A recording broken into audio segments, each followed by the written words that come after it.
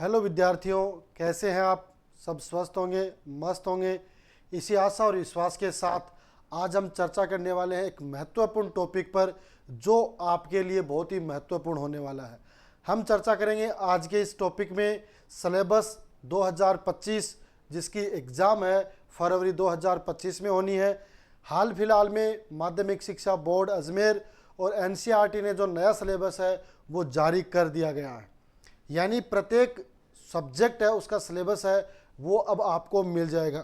अब आपको करना क्या है कि देखो, तैयारी तो सभी करते हैं, लेकिन उस तैयारियों को सही तरीके से और जो सिलेक्टेड स्टडी पॉइंट है उसके अनुसार अगर आप तैयारी करोगे तो निश्चित रूप से आपके बढ़िया नंबर है वो आएंगे। तो आज हम चर्चा करेंगे जो अकाउंटेंसी है, अकाउंटेंसी का कौन सा जो चैप्टर है वो ऐड किया गया है और कौन सा हटाया गया है उस पर हम चर्चा करेंगे। साथ में किस प्रकार का जो पैटर्न है वो बोर्ड परीक्षा 2024 में रहा था और क्या 2025 में भी वैसे ही रहने की संभावना है, तो उस पर भी हम आज के इस सेशन में चर्चा करेंगे। क्योंकि 2024 का पेपर है वो बहुत ही शानदार पेपर था, उसमें आप पूरे में से पूरे अंक है वो लेके आ सकते हैं। तो ऐसी आशा और विश्वास के साथ आज के सेशन को स्टार्ट करेंगे और ये आशा करेंगे कि 2025 जब बोर्ड की परीक्षा आपकी आयोजित होंगी उसमें आप मैक्सिमम अंक है वो प्राप्त कर सके। तो आज के इस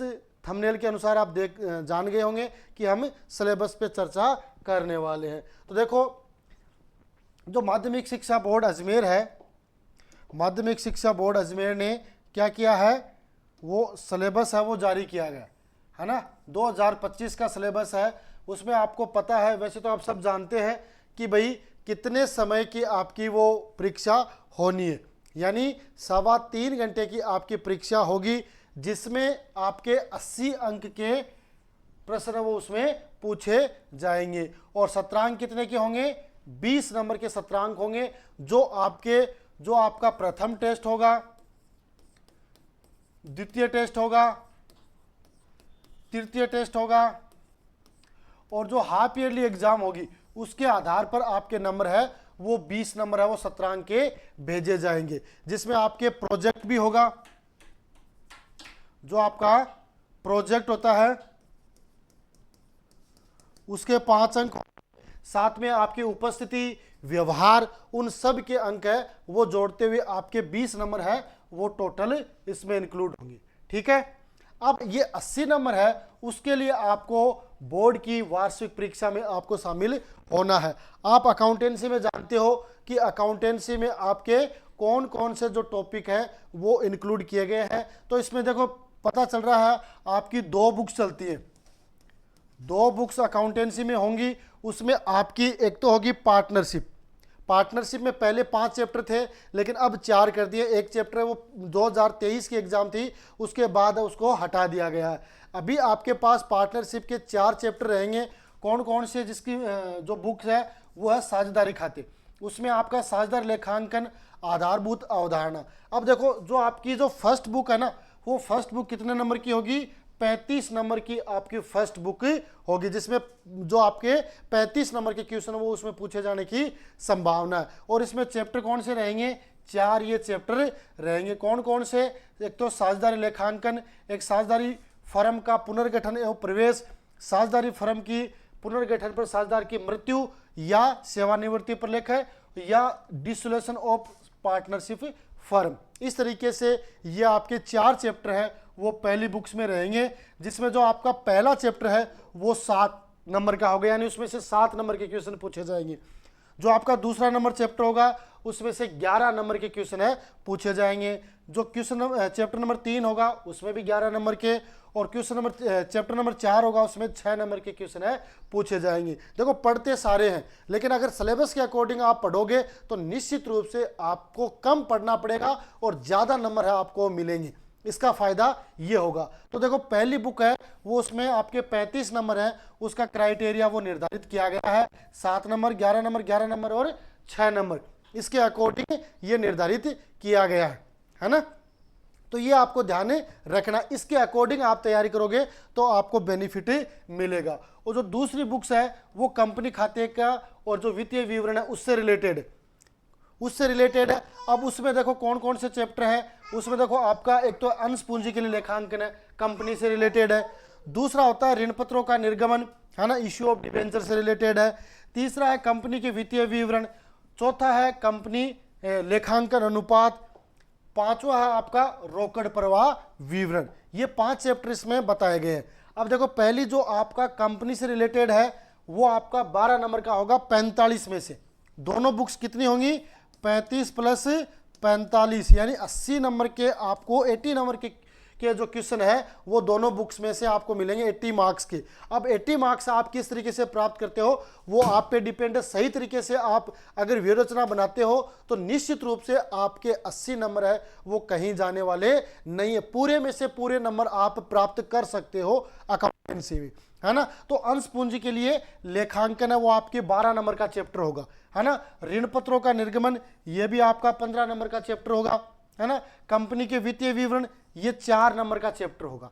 और लेखांकन अनुपात है ये 6 नंबर का चैप्टर होगा। और आपका रोकड़ प्रवाह जो कैश फ्लो स्टेटमेंट है वो 8 नंबर का क्वेश्चन होता है। कई बार विद्यार्थी क्या करते हैं, जिस चैप्टर का वेटेज कम होता है उसको ज्यादा पढ़ देते हैं। उनको लगता है कि मैंने बहुत अच्छी तैयारी कर ली है, लेकिन जब उसमें निर्धारित है कि भाई 5 नंबर के आने हैं तो उसमें 5 नंबर के ही आएंगे।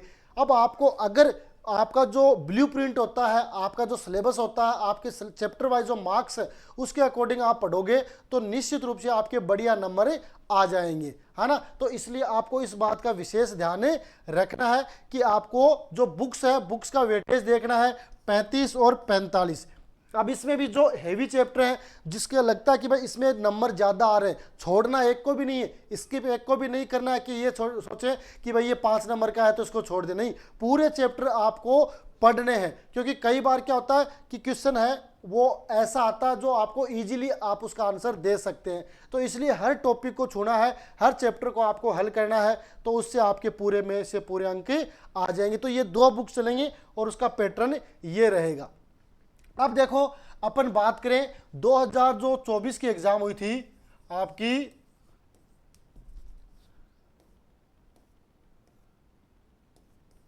जो बोर्ड एग्जाम थी,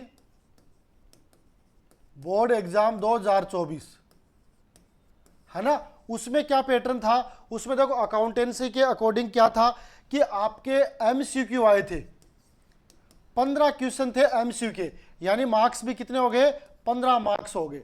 एमसीक्यू कितने के आए, यानी मल्टी चॉइस क्वेश्चन जो ऑब्जेक्टिव बोलते हैं 15 क्वेश्चन आए थे और 15 मार्क्स के हो गए, है ना। तो ये आपके लिए फायदेमंद होता। जो रिक्त स्थान वाले होते हैं, है ना, रिक्त स्थान वाले 7 क्वेश्चन आए थे और 7 नंबर के ये हो जाते हैं, है ना। रिक्त स्थान वाले कितने क्वेश्चन आए थे, 7 नंबर के आए थे और 7 क्वेश्चन आए थे, तो ये हो गए। इसके बाद जो आपके वन लाइनर जिसे बोलते हैं, वन लाइनर वाले आपके कितने क्वेश्चन थे, वन लाइनर वाले आपके 10 क्वेश्चन थे और 10 नंबर के वो थे, है ना। वन लाइनर के कितने थे, 10 क्वेश्चन और 10 नंबर के। जो आपके शॉर्ट टाइप क्वेश्चन थे, यानी जो 50 वर्ड्स में लिखने होते हैं, उनकी संख्या कितनी थी, 50 शब्दों वालों की 12 क्वेश्चन आए थे और एक क्वेश्चन 2 नंबर का था, तो 24 नंबर के आपके ये हो गए। क्या हो गए, 24 नंबर के ये हो गए। इसके बाद आपके थोड़े से जो प्रैक्टिकल क्वेश्चन है,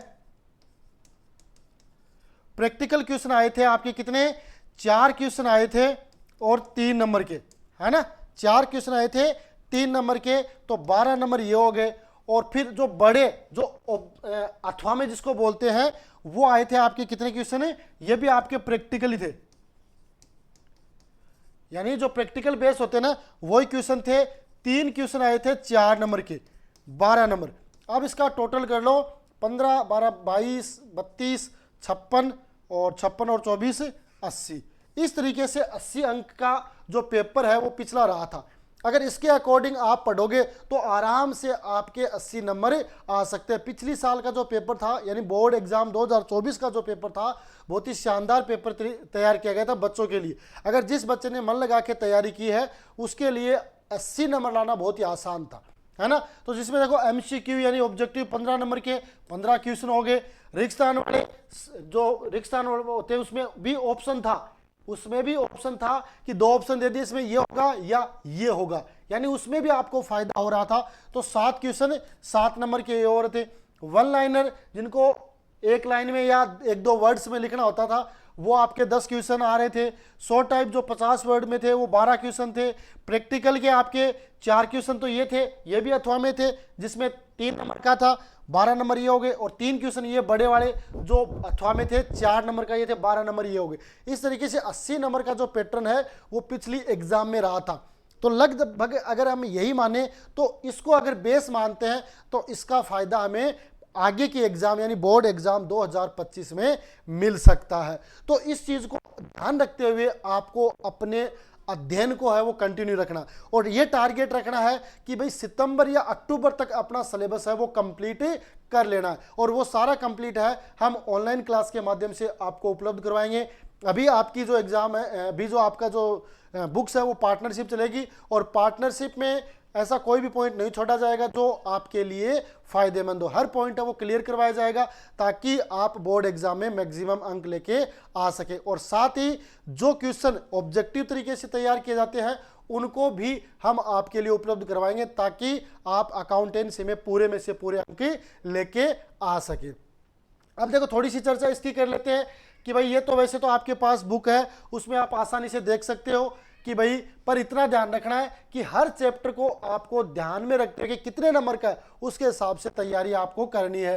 कि जैसे ये साझेदारी है तो ये 7 नंबर का है, तो 7 नंबर के हिसाब से तैयारी करना है, जिसमें आपको साझेदार की प्रकृति मिलेगी, विलेख मिलेगा, साझेदार खातों की जो विशिष्ट पहलू है वो मिलेंगे, साझेदारों के जो पूंजी खाते हैं उनका जो अनुरक्षण होता है, मेंटेनेंस होता है वो होगा, लाभ विभाजन अनुपात होगा, गारंटी होगी और पूर्व समायोजन होंगी। इस तरीके से ये पॉइंट है वो निर्धारित किए गए। तो इनको ज़्यादा पढ़ने की मेरे हिसाब से आवश्यकता नहीं है। आपका मोटो ये होना चाहिए कि मुझे सिलेबस के अकॉर्डिंग पढ़ना है, और साथ में इस पैटर्न को ध्यान रखना, जो बोर्ड एग्जाम 2024 हुई है उसको ध्यान रखना कि उसमें क्या क्या पूछे गए, क्योंकि पीछे के क्वेश्चन है वो भी आगे के एग्जाम के लिए बहुत ही महत्वपूर्ण होते हैं। ठीक है, तो ये चीज़ आपको ध्यान में रखते हुए हर पॉइंट को आपको अच्छे तरीके से पढ़ना है। ये बोर्ड 2024 का पैटर्न था, और अभी 2025 का जो नया सिलेबस आ चुका है उसमें आपके 5 और 4 9 चैप्टर निर्धारित किए गए हैं, जिसमें 80 अंक के प्रश्न है वो पूछे जाने हैं। और लगभग आपका पैटर्न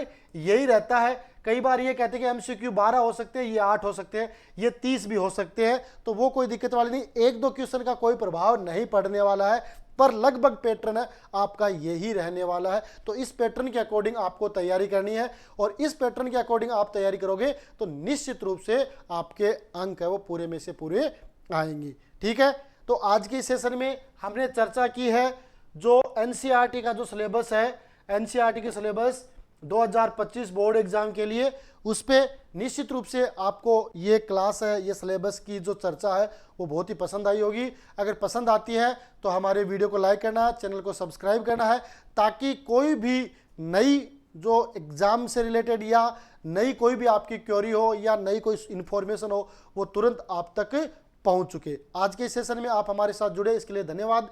जय हिंद, जय भारत।